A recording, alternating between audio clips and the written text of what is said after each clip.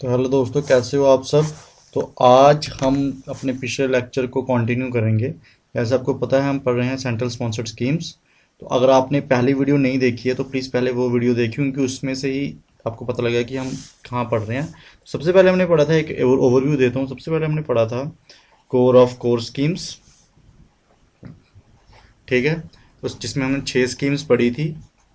उसके बाद पढ़ी थी हमने कोर स्कीम्स, जिसमें टोटल 28 हैं, और तकरीबन 10 स्कीम्स हम पढ़ चुके हैं। तो आज हम कोर स्कीम्स को ही कंटिन्यू करेंगे। कोर स्कीम्स क्या होती हैं वो मैं आपको एक ओवरव्यू दे देता हूँ छोटा सा। देखिए, जिस स्कीम्स में सेंटर प्लस स्टेट दोनों कोलैबोरेट होके किसी स्कीम को फाइनेंस करे, फंड करे, तो उसको कहते हैं कोर स्कीम्स। यूजली इसकी जो रेशियो होती है वो होती है 60:40, मतलब 60% सेंटर फंड करती है और 40% स्टेट फंड करती है।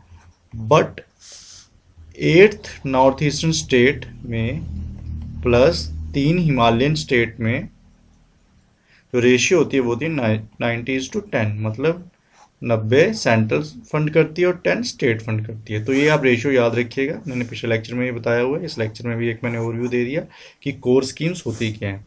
तो चलिए कोर स्कीम्स को आगे कंटिन्यू करते हैं कि आगे कोर स्कीम्स है क्या एक्चुअली।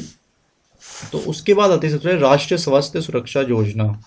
देखिए, राष्ट्रीय स्वास्थ्य सुरक्षा योजना, इसका पहले नाम था राष्ट्रीय स्वास्थ्य सुरक्षा बीमा योजना, बट बीमा वर्ड को हटा दिया गया, फिर ये बना राष्ट्रीय स्वास्थ्य सुरक्षा योजना। बट अब इसका एक और नया नाम आ गया है, आयुष्मान भारत योजना। ठीक है, तो अब इस नाम से जाना जाता है इस स्कीम को।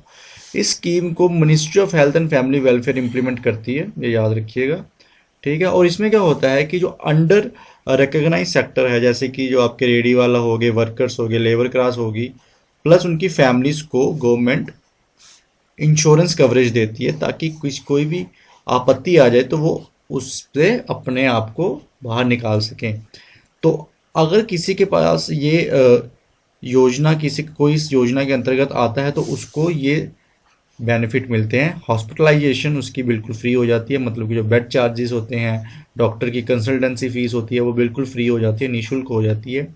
मैटरनिटी बेनिफिट्स मिल जाते हैं, जो प्रेग्नेंट लेडी होती है अगर तो उसकी नेचुरल डिलीवरी हुई है तो वो 2500 रुपीज़ तक क्लेम कर सकती है, और अगर उसकी सिसरेन डिलीवरी हुई है तो वो 4500 तक क्लेम कर सकती है। सिसरेन डिलीवरी मतलब कॉम्प्लिकेटेड डिलीवरी, तो 4500 क्लेम कर सकती है। और टोटल ओवरऑल कोई भी इंसान जो स्कीम के अंतर्गत आता है वो 3 लाख तक क्लेम कर सकता है। ठीक है, ये स्कीम के बारे में था, तो आई होप समझ आया होगा। नेक्स्ट चलते हैं। नेक्स्ट है हमारा नेशनल एजुकेशन मिशन। अब इस मिशन का जो ऑब्जेक्टिव है वो है कि जो हमारे देश में जो इलिटरेसी है उसको मिनिमम करना, उसको रिड्यूस करना। ठीक है, तो और इस स्कीम को चलाती है मिनिस्ट्री ऑफ एजुकेशन। मुझे आप प्लीज़ कमेंट में बताइए कि मिनिस्ट्री ऑफ एजुकेशन का पहला नाम क्या था। अभी तो इसका नाम मिनिस्ट्री ऑफ एजुकेशन है, बट इससे पहले एक दूसरा नाम था इसका। प्लीज़ आप मुझे वो बताइए कि वो नाम क्या था, प्लीज़ कमेंट सेक्शन में बताइए। आगे बढ़ते हैं। ये स्कीम 2018 में लॉन्च हुई थी, और इस टोटल बजट था इस स्कीम का 385.72 बिलियन। ठीक है, तो ये था इसका बजट। अब इसमें भी इस सब स्कीम्स आती हैं, तो वो हम जानते हैं कि कौन कौन सी सब स्कीम्स हैं इसमें। देखिए, सबसे पहले इसमें आती है सर्व शिक्षा अभियान। दूसरी आती है इसमें राष्ट्रीय माध्यमिक शिक्षा अभियान। तीसरी आती है इसमें teacher training and adult education scheme. और लास्ट चौथी आती है इसमें राष्ट्रीय उच्च शिक्षा अभियान। तो ये इसकी सब स्कीम्स है 4। ठीक है, चलिए आगे बढ़ते हैं।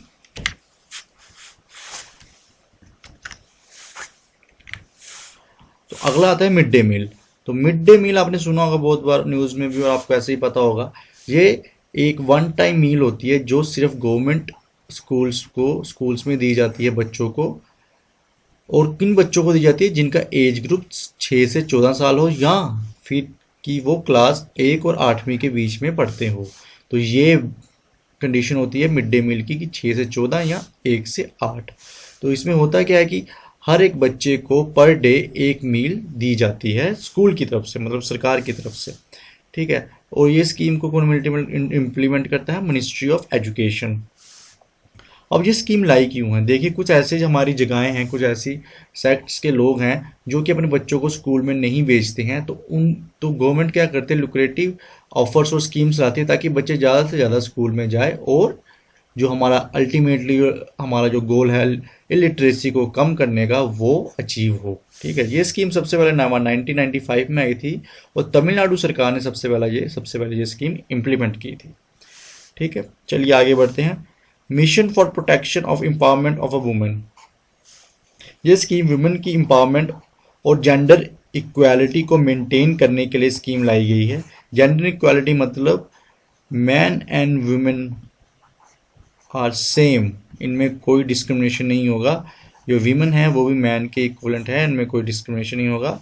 और वीमेन को एम्पावरमेंट करने के लिए स्कीम लाई गई। ये स्कीम लाई गई ministry of women and child development के द्वारा, ठीक है। चलिए आगे बढ़ते हैं।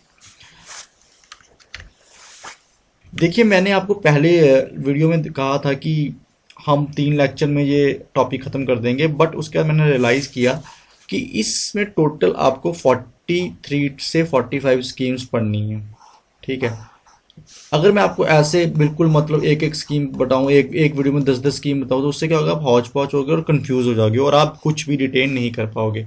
इसलिए मैंने डिसाइड किया कि हर एक वीडियो में मैं 5 स्कीम्स लाऊंगा, उनके सब कुछ बताऊंगा आपको, मिनिस्ट्रीज एंड ऑब्जेक्टिव्स, ठीक है। इससे क्या होगा कि 5 स्कीम्स है तो ये आपके दिमाग में रिटेन रहेंगी, आपको दिमाग में हौच पौच नहीं होगा। तो इसलिए चलिए आगे कंटिन्यू करते हैं। तो इसलिए अब से ये जो अगली इसकी वीडियोस होंगी वो 5-5 स्कीम्स की होगी, ठीक है। चलिए अपनी लास्ट स्कीम पढ़ते हैं आज की, इंटीग्रेटेड चाइल्ड डेवलपमेंट सर्विसेज, ठीक है। इस स्कीम में क्या है कि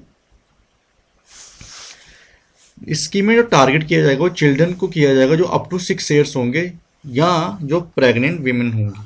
2 लोगों को टारगेट किया जाएगा, जो 6 साल के बच्चे होंगे अप टू 6 ईयर्स और या प्रेग्नेंट वुमेन्स होगी। इसमें इनको न्यूट्रिशन प्रोवाइड की जाएगी और एजुकेशन दी जाएगी ताकि जो इलिटरेसी है वो कम हो और जो हमारी जो बीमारियां हैं बच्चों में या प्रेग्नेंट वुमेन्स में वो भी कम हो, ठीक है। और ये इंप्लीमेंट करती है scheme ministry of women and child development. अब इस स्कीम के अंडर भी कुछ फर्दर स्कीम्स, सब स्कीम्स आती हैं, वो आप बस नाम याद रख लीजिए कौन कौन सी है। आंगनवाड़ी स्कीम, ठीक है। दूसरी है नेशनल न्यूट्रिशन मिशन। तीसरा है मटर्निटी बेनिफिट प्रोग्राम। चौथा है स्कीम फॉर एडोलसेंट गर्ल्स। और लास्ट है इंटीग्रेटेड चाइल्ड प्रोटेक्शन स्कीम। जो ये इसकी फर्दर सब स्कीम्स हैं, ये भी आप इनके नाम याद रखिए, कुछ भी आ सकता है कुछ पेपर में, तो हम कोई रिस्क नहीं लेंगे। तो चलिए आज के लिए बस इतना ही। Thank you for watching. और अगर आपको ये लेक्चर अच्छा लगा है तो प्लीज़ हमारे चैनल को सब्सक्राइब कीजिए और अगर कोई JK SSB की तैयारी कर रहा है तो उसके साथ शेयर कीजिए। और जो इस लेक्चर की PDF है वो आपको हमारे टेलीग्राम चैनल पे मिल जाएगी। टेलीग्राम चैनल का लिंक हमारे डिस्क्रिप्शन में है, वहाँ जाके चेक कर लीजिए। और अगर आप सीधे टेलीग्राम पे हैं तो टेलीग्राम पे से टाइप कीजिए ट्रायम्फ और वहाँ पे चैनल को सब्सक्राइब भी कीजिएगा, टेलीग्राम चैनल को, और ये PDF भी वहाँ से आपको मिल जाएगी। So thank you for watching, have a good day.